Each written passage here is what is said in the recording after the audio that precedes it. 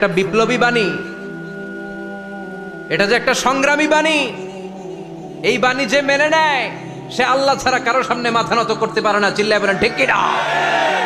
একটা বিপ্লবী কালিমাকে, একটা সংগ্রামী কালিমাকে আমরা ভিক্ষার জিকির বানিয়েছি।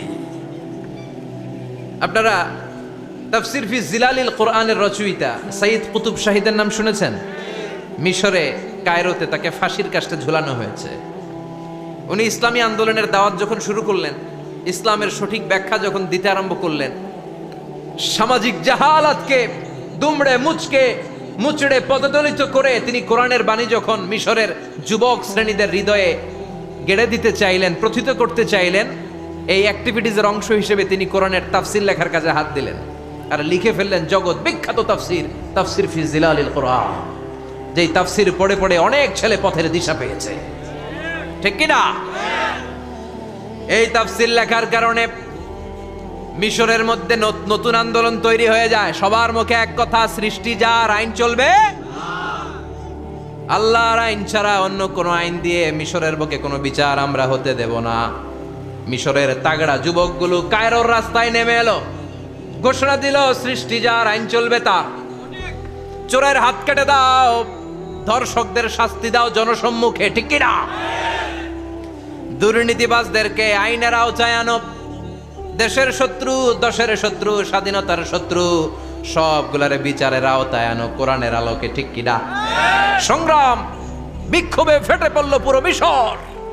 এই বিক্ষোভে টালমাটাল সরকার, জামাল আব্দুল নাসের কোনো উপায় অন্তর না পেয়ে এই তাফসির কারক, এই মুফাসসিরে কোরআনকে জেলের ভিতরে ভরছে। গোটা বিশ্বব্যাপী সব সত্য আর ন্যায়ের পক্ষের ধারক আর বাহক যারা, তাদের উপরে এরকম জালিম গাদ্দারদের অত্যাচার আছে না নাই? তাকে ফাঁসির কাস্টে ঝুলানো হবে। আদালত থেকে রায় দেয়া হয়েছে মিশরের যুবকদেরকে এরকম আন্দোলনে ঠেলে দেওয়ার কারণে ডেথ পেনাল্টি, ফাঁসির রায় হলো। সাইয়্যিদ কুতুব শাহীদের ফাঁসির দিন ঘনিয়ে আসলো। কারা কর্তৃপক্ষের নিয়ম অনুযায়ী যাদেরকে হ্যাঙ্গিং করা হয়, ফাঁসি দেয়া হয়, ফাঁসির ঘন্টাখানিক আগে ওই জেলখানার ইমাম সাহেব এসে তাদেরকে কালিমা পড়ায়। কি পড়ায়? আফদালুয যিকরি লা ইলাহা, এই যে শ্রেষ্ঠ জিকির, এই শ্রেষ্ঠ জিকিরটা এসে পড়ায়। সাইয়্যিদ কুতুব শাহীদের ফাঁসির কাস্টে দাঁড়ানোর 1 ঘন্টা বাকি। কয় ঘন্টা? In the mean time jail কোডের নিয়ম অনুযায়ী জেলখানার ইমাম সাহেব চলে এসেছে। এসে বললেন, সাইয়্যিদ কুতুব শাহীদ, আমি আপনারে কালিমা পড়াতে এসেছি, পড়েন লা ইলাহা ইল্লাল্লাহ। সাইয়্যিদ কুতুব শাহীদ বললেন, তুই আমারে কালিমা শিখাইস না, তোর কাছ থেকে আমার কালিমা শিখতে হবে না। এই কালেমা আমি খুব ভালো করে জানি, যে এই কালেমার তালিম দেওয়ার জন্য সরকার তোরে বেতন দিয়ে রাখে, ওই কালিমার ব্যাখ্যা করার কারণে আজকে আমার ফাঁসির মঞ্চে দাঁড়ানো লাগতেছে। চিল্লা এখন, ঠিক কিনা?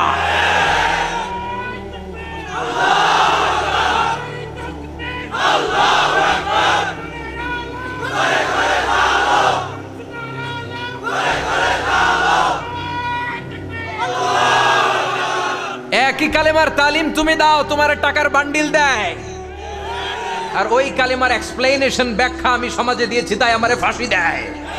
তার মানে তোর কালেমা আমার কালেমা দুইটা আলাদা কালেমা, তোর কালেমা আমার কালেমা এক কালেমা না। চিল্লা এখন, ঠিক কিনা? তার মানে কালেমায় আর কালেমায় পার্থক্য আছে না নাই?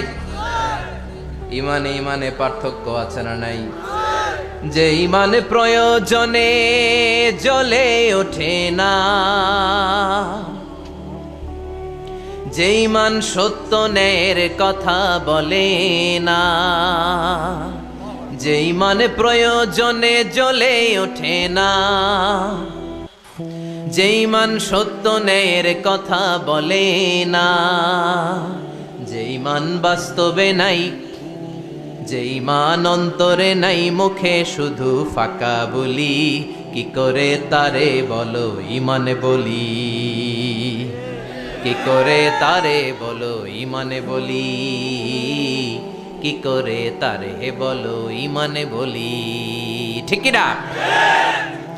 যে ইমান দিন কায়েমের আন্দোলনের ধার ধারে না, যে ইমান লেবাসধারী কোরআন হাদিস তাও পড়ে না, যে ইমান খাজার নামে মাজার গড়ে ফুলুস কামায়, যে ইমান শিরকিয়াতের আমল করে ভীত না হয়, যে ইমান ইমানে ভুলে নাস্তিকতার মঞ্চে ওঠে, যেই মানে বাতিল মতের দোসর হয়ে ফায়দা লুটে, যেই মানে শুধুই কেবল খায় দায় আনন্দ করে, যেই মান দেখে না যে আরাকানে ভাইরা মরে, যেই মানে বাস্তবে নাই, যেই মানে ময়দানে নাই, মুখে শুধু ফাঁকা বলি, কি করে তারে বলো ইমানে বলি, কি করে তারে বলো ইমানে বলি, কি করে তারে বলো ইমানে বলি। চিল্লায় বলেন ঠিক কিনা? ইমানে ইমানে পার্থক্য আছে না নাই? কালেমায় কালেমায় পার্থক্য আছে না নাই? এটা হচ্ছে শ্রেষ্ঠ কালিমা, এটা বিপ্লবী কালেমা, এটা সংগ্রামী কালেমা। এই কালেমার পক্ষে যারা, তারা সত্য আর ন্যায়ের পক্ষে। চিল্লায় বলেন ঠিক কিনা? এই কালেমাকে যারা মেনে নিয়েছে তারা এক আল্লাহর কাছে মাথা নত করেছে, পৃথিবীর কারো কাছে তারা মাথা নত করে না। এই কালেমার পক্ষে যারা, তাদের স্বপ্ন যে কালেমার পতাকা এই দেশে উড়বে। চিল্লায় বলেন ঠিক কিনা? কোনো একদিন এ দেশের আকাশে কালিমার পতাকা উড়বে, সেদিন সবাই খোদাই বিধান পে দুঃখ বেদনা ভুলবে।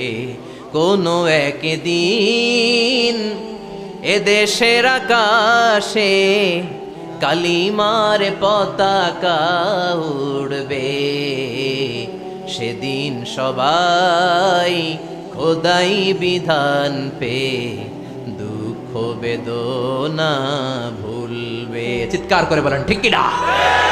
এই স্বপ্ন প্রতিটা মুমিনের অন্তরে থাকার দরকার আছে না নাই? ইসলাম বিজয়ী শক্তির মসনদে বসুক, এটা যে সহ্য করতে পারে না, অন্তর থেকে যে এটা চায় না, ও মুমিন নয়, ও মুনাফিক। চিল্লায় বলেন ঠিক কিনা? এজন্য বিশ্বনবী বললেন আফদালুয যিকরি লা ইলাহা ইল্লাল্লাহ। জিকিরের জগতে সব চাইতে শ্রেষ্ঠ জিকির হলো লা ইলাহা ইল্লাল্লাহ। এজন্য সব সময় এই চমৎকার শ্রেষ্ঠতম জিকিরটা দিয়ে জিহ্বাটারে ভিজায় রাখার দরকার আছে না নাই? আফদালুয যিকর, সংগ্রামী বাণী। এই বাণীটারে দিয়ে আমরা এখন ভিক্ষা করি। কথা কোন?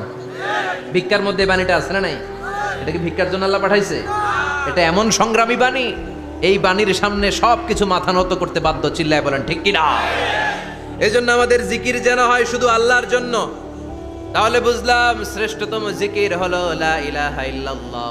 আবার বিশ্বনবী বললেন আহাব্বুল কালামি ইলাল্লাহি আরবাআ, আল্লাহর কাছে চারটা কথা সবচাইতে প্রিয়। চিল্লায় বলেন কয়টা?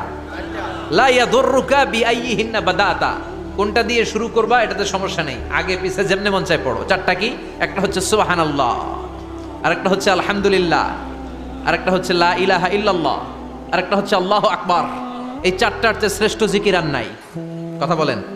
এটার এই চারটার ভিতরে ইল্লাল্লাহ আছে? কথা বলেন? এজন্য জিকিরকে আমরা খণ্ডিত করব না। ঠিক যেমন যেমন সহিহ সুন্নাহ এসেছে তেমন তেমন জিকির করলে আপনার কলিজাটারে ঠান্ডা করে দিবে কে? ইল্লাল্লাহর ব্যাখ্যা থাকতে পারে, অনেকে ব্যাখ্যা করে যে এটার মধ্যে লা ইলাহা আছে, এটাকে গোপন রাখা হয়েছে, আমরা ইল্লাল্লাহ পড়ি না, ওটার দরকার নাই। বিশ্বনবী এবং সাহাবারা যেই পন্থায় জিকির করেছেন, যেই পন্থায় জিকির শিখিয়েছেন, ওইটার ভিতরে বরকত বেশি না কম? কথা বলেন বেশি না কম? এই জন্য বিশ্বনবী বললেন আল্লাহর কাছে প্রিয় কথা চারটা। একটা হলো সুবহানাল্লাহ, দ্বিতীয়টা হলো আলহামদুলিল্লাহ, তৃতীয়টা হলো লা ইলাহা ইল্লাল্লাহ, চতুর্থটা হলো আল্লাহু আকবার। সুবহানাল্লাহ, আমার সাথে সাথে আওয়াজ করে পড়েন সুবহানাল্লাহ, আলহামদুলিল্লাহ, লা ইলাহা ইল্লাল্লাহ, আল্লাহু আকবার, সুবহানাল্লাহ, আলহামদুলিল্লাহ, লা ইলাহা ইল্লাল্লাহ। আওয়াজ করে পড়েন আল্লাহু আকবার। মনে থাকবে? জিকিরের ওয়াজ শেষ। এগুলোর চেয়ে শ্রেষ্ঠ জিকির নাই। সবচেয়ে শ্রেষ্ঠ জিকির লা ইলাহা ইল্লাল্লাহ, সবচেয়ে শ্রেষ্ঠ কালিমা আল্লাহর কাছে এই চারটা। একটু খেয়াল করে দেখেন, এই প্রতিটা জিকিরের মধ্যে আমার আল্লাহর নাম আছে না নাই? সুবহানাল্লাহ আছে না? আলহামদুলিল্লাহ, লা ইলাহা ইল্লাল্লাহ, আল্লাহু আকবার। আল্লাহ ছাড়া আল্লাহর নাম থাকবে না যেই শব্দের মধ্যে ওই সমস্ত নাম আর হুই হুই হুই হুই, এগুলো দিয়ে কোনো জিকির করা যাবে না। আবার আব্দুল্লাহ ইবনে আমর ইবনুল আস বর্ণনা করেন, বিশ্বনবী যখন জিকিরগুলো করতেন, আমি বিশ্বনবীকে দেখেছি বিশ্বনবীর আঙ্গুলের কড়াই জিকির গুনতেন। সুবহানাল্লাহ পড়েন। দেখতেছেন আমার হাত দেখা যায়? দেখা যায় রাআইতুন নাবিয়্যা, আব্দুল্লাহ ইবনে আমর ইবনে আল-আসের বর্ণনা, রাআইতুন নাবিয়্যা ইয়াকিদু তাসবিহা বিয়ামিনিহি, আমি বিশ্বনবীকে ডান হাতের গিড়ার ভেতরে তাসবিহ গুনতে শুনেছি, তাসবিহ গুনতে দেখেছি। সুবহানাল্লাহ পড়েন। এখন আমরা লম্বা তাসবিহ ছড়া নেই না, এটা জায়েজ, কিন্তু শ্রেষ্ঠ হচ্ছে হাতের গিড়ায় গণা। এই প্রতিটা গিড়া in the day of judgement আপনার পক্ষে সাক্ষী দিবে। মনে থাকবে? কিভাবে গুনবেন? বা হাতে না ডান হাতে? ডান হাত উঁচু করেন সবাই, এইভাবে।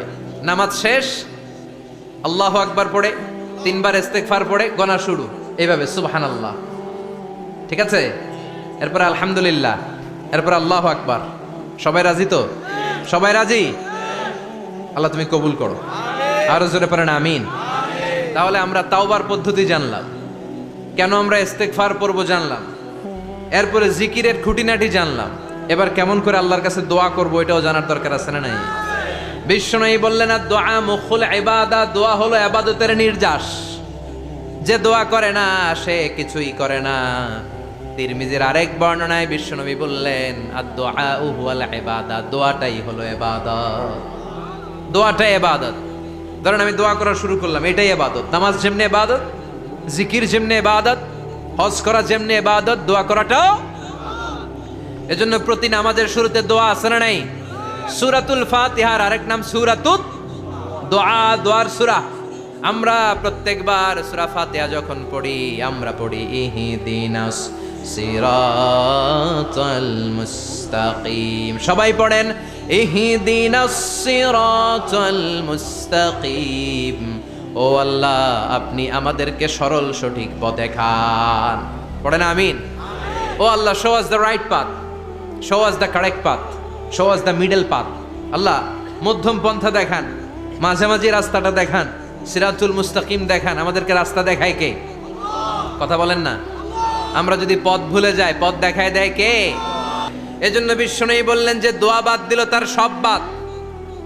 কারণ দোয়া দিয়ে নামাজ শুরু, দোয়া দিয়ে সব শুরু, দোয়াটাই হলো ইবাদত। চিল্লায় বলেন ঠিক কিনা? আর দোয়া ও সিলাহুল মুমিন, দোয়া হচ্ছে মুমিনের উইপেন, অস্ত্র, মুমিনের বড় অস্ত্র। যেখানে সবকিছুর দৌরাত্ম্য শেষ ওইখানে দোয়ার দৌরাত্ম্য শুরু। যেখানে সবকিছুর কারিশমা শেষ ওখান থেকে দোয়ার কারিশমা শুরু। এরকম অনেক ক্যান্সারের মতো দুরারোগ্য ব্যাধিতে আক্রান্ত, ডক্টর ফাইনালাইজ করে দিয়েছে বাঁচবে না, 2 মাস বাঁচবে। কয় মাস? কথা বলেন। মাত্র 2 মাস সে বাঁচবে। তারপরও দেখা গেছে লোকটা 7 বছর বেঁচে ছিল। আছে না নাই? দোয়া, the power of dua. Everything is pre-written, but by supplication is it's rewritten. সবকিছুই আগে লেখা থাকে। মহাবিশ্ব সৃষ্টির 50,000 বছর আগে আমাদের ভাগ্যে কি ঘটবে সব লিখে রেখেছে কে? সব অপরিবর্তনীয়। কিন্তু এই তাকদিরেরও কিছু জিনিস আল্লাহ চেঞ্জ করে দেয় দোয়ার বরকতে। এজন্য দোয়া করার দরকার আছে না নাই? মায়ের কাছে দোয়া চাবেন, মায়ের দোয়া আল্লাহ ফেরায় না। মজলুম ব্যক্তির দোয়া আল্লাহ ফেরায় না। মুসাফিরের দোয়া আল্লাহ ফেরায় না। যিনি রোজা রেখে দোয়া করেছেন তার দোয়া আল্লাহ ফেরায় না। এজন্য বেশি বেশি আল্লাহর কাছে দোয়া করতে রাজি আছেন তো? কিন্তু দোয়াটা হইতে হবে সিনসিয়ার, একনিষ্ঠ দোয়া। অনেকে দেখবেন দোয়াও করে ওদিকেও তাকায় আছে, জুমার নামাজে প্রায় হয় বিশাল দোয়াও করতেছে আবার এদিকে, আছে না নাই? আবার দোয়াও করে মোবাইলও টিপে, কথা কন। আবার আমরা আলোচনা শেষে দোয়াও করি, পোলাপাইন সেলফিও তোলে, আছে না নাই? সিনসিয়ারিটি নাই। আপনার কি পরিমাণে সিনসিয়ারিটি আছে এটার উপর ডিপেন্ড করবে আপনার দোয়া কবুল হবে কি হবে না। একজন দোয়া করলে মুহূর্তে কবুল, চোখ বন্ধ করলে আল্লাহর আরশে চলে যায়। মদিনার সাথে ওর কানেক্টিভিটি বেড়ে যায়, আল্লাহর সাথে কানেক্টিভিটি বেড়ে যায়। সে ফিল করে সে আল্লাহর সাথে কানেক্ট হয়ে গিয়েছে। আর আরেকজন দোয়ার মধ্যে খুঁজে কিছু পায় না, আছে না নাই? তো 2 দোয়ায় পার্থক্য আছে না? কথা কন। এজন্য সম্মানিত ভাইরা, দোয়াই যখন করবেন সিনসিয়ারলি করবেন, কানেক্টিভিটিটাকে স্ট্রং করার চেষ্টা করবেন। সিনসিয়ার দোয়া is like a missile. Missile নাম শুনছেন? হামলা করে না, মিসাইল হামলা করেছে ইসরায়েল, শোনেন নাই? মারলে একেবারে ধ্বংস করে যায় সব। এই মিসাইল হামলা, ড্রোন হামলা, এগুলো লক্ষ্য বস্তু ভেদ করে ভয়ঙ্কর ভাবে, ইঞ্চি ইঞ্চি, মাইক্রো ইঞ্চি মেপে মেপে এমন ভাবে এই বোমাটা মারবে ঠিক জায়গা মতো এটা ফিট হয়ে যাবে। তেমনি দোয়ার মতো আপনি যদি দোয়া করতে জানেন, একনিষ্ঠতার সাথে সিনসিয়ারিটি সাথে যদি দোয়াটা করে ফেলতে জানেন, এই দোয়া মুহূর্তে আল্লাহর আরশে যেয়ে নক করবে। সুবহানাল্লাহ পড়েন। আর মুমিনের দোয়া কখনো ফেরত যায় না।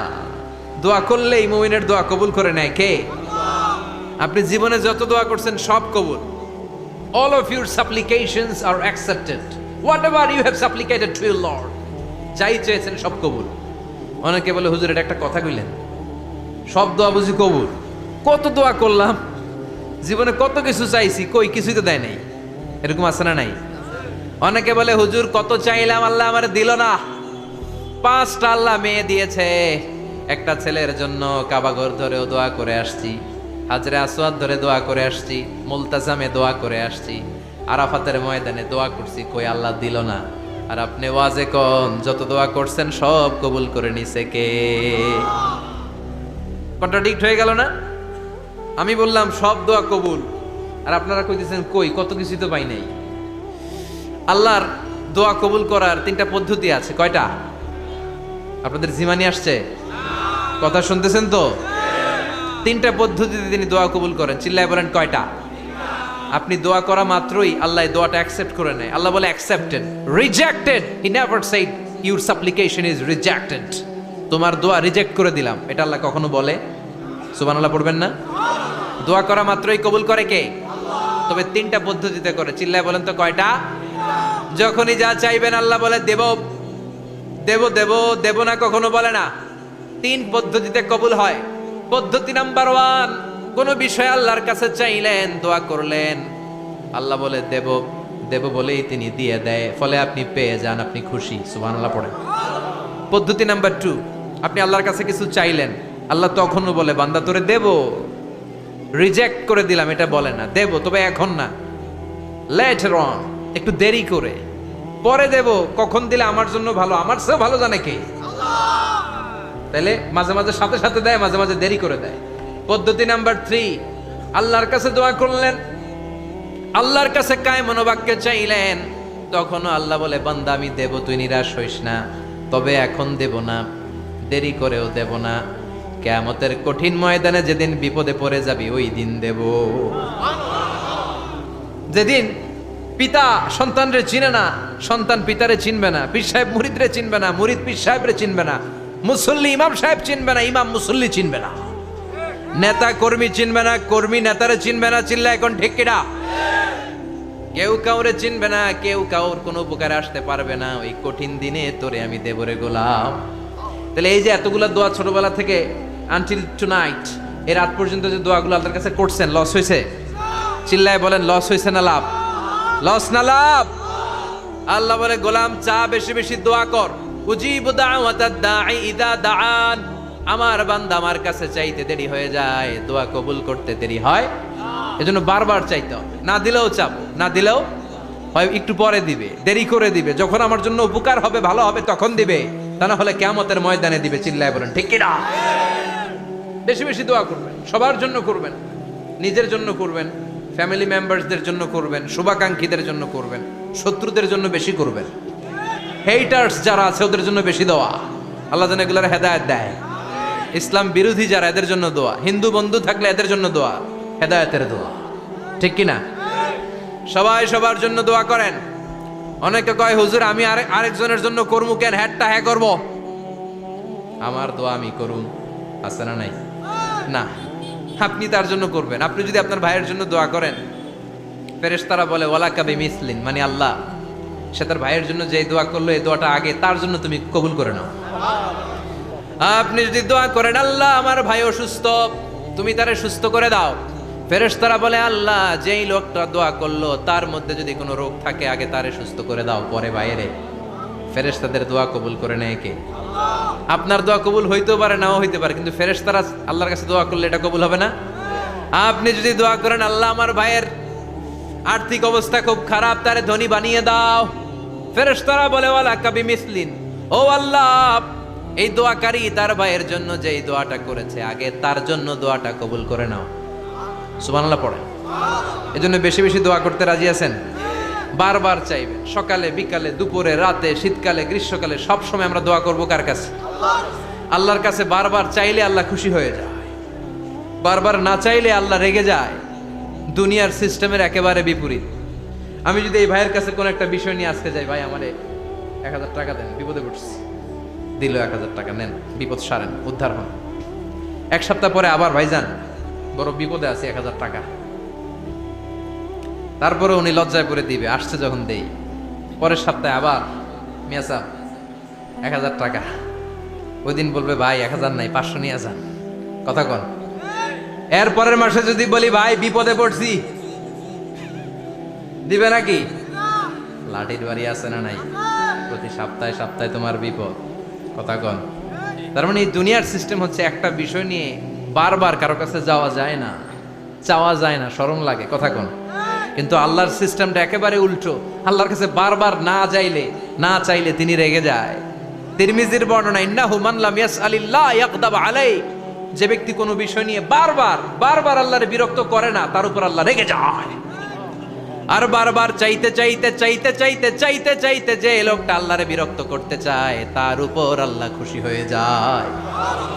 এজন্য চাবেন আল্লাহর কাছে আজকে থেকে, চাবেন। দোয়া করলে যে কবুল হয়, বিশ্বাস হয় মুসলমান।